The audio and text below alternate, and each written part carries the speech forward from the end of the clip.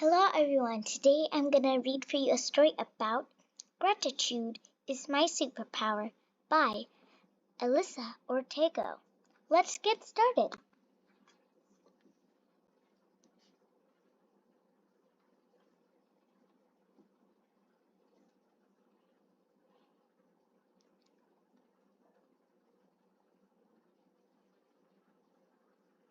Every day I am grateful for so many things. For the sun that warms and the bird that sings. I am grateful for my family and friends, for the books I write, and for my pens.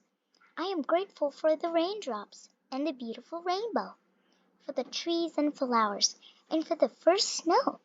I am grateful to my little readers and their parents too. That's why I dedicated this book to you. Hi, my name is Betsy, and this is Mr. T. I am only 7, but he is 70.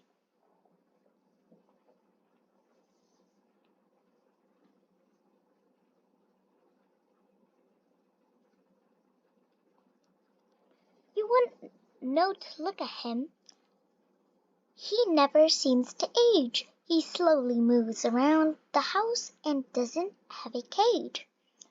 One day, when I was playing with him, I suddenly felt quite sad. What's the matter? Mom said. You're usually so glad. It's Mr. T, I said to her.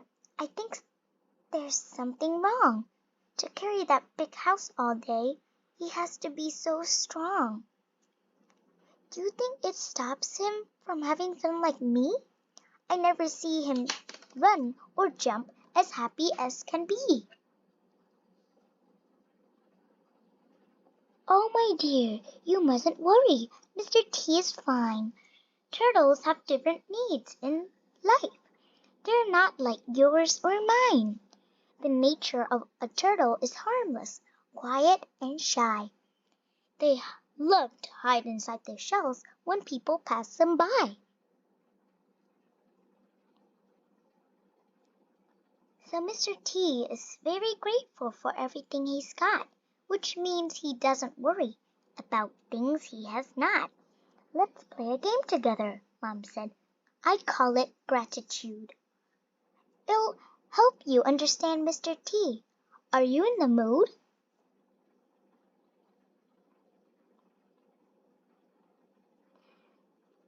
Mom takes me to the garden and just behind the flowers, picking up a stone, she says.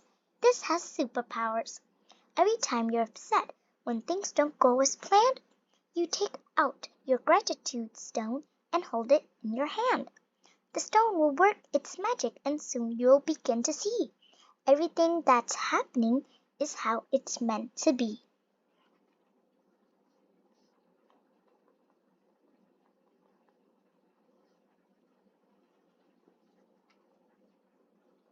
No sooner had we gone inside, the sky began to rain. Tears began to fill my eyes. I wanted to go out again. Remembering my special stone, I squeezed with all my might. What could I be grateful for when rain was in my sight?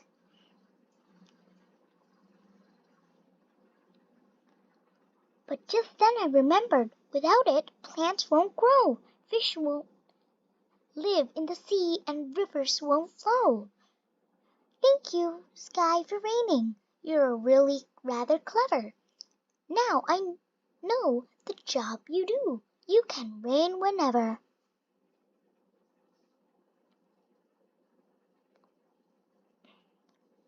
Next morning, when it's time to wake, my body's filled with dread.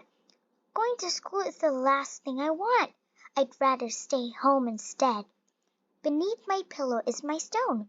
I squeeze it once again, remembering the friends I'd see and my teacher, Miss Blaine.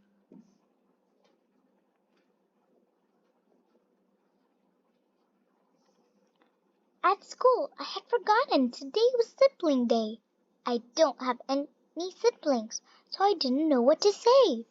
My stone will have the answer, I thought. I'll squeeze it and we'll see. Of course, I said. I am grateful because I have Mr. T.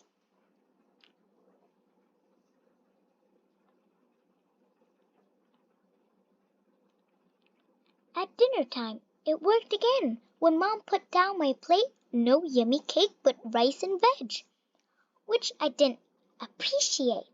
But then I remembered the children who aren't as lucky as me to have a healthy, warm meal cooked by their mummy.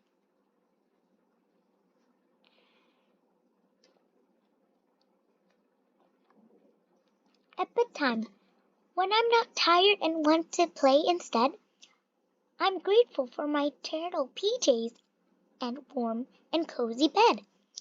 But just then I remembered I'm not even carrying the stone. Mom! I shouted. I did gratitude, and I did on my own. Of course you did, my darling, because gratitude is in there. Upon my heart she places her hand. With the other she strokes my hair. So gratitude in all of us.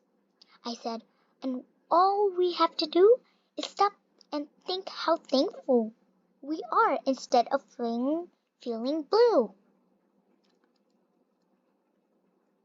Next day during playtime, there is a new boy there with shiny braces on his teeth and curly light brown hair. Tears were falling down his face. He wished he had not moved, a decision made by his parents, and he had not approved. I tell him of the gratitude stone and ask if he can find something to be thankful for that he can bear in mind. He holds the stone and thinks a minute. A smile crosses his face. I'm thankful for our new home. The garden has so much space. Mom, now every time I go out, I make sure to have with me at least one stone to pass along with my story. Mom, I am grateful to have Betty and my husband Bob. Dad, I am grateful to have a job, a family, a house, and my job. Betty, I am grateful to have a lovely teacher and a Barbie doll. Mr. T, I am grateful to live with Betty instead of at the zoo. The more we share about gratitude, the happier we'll be. Will you share the story and help other children like me?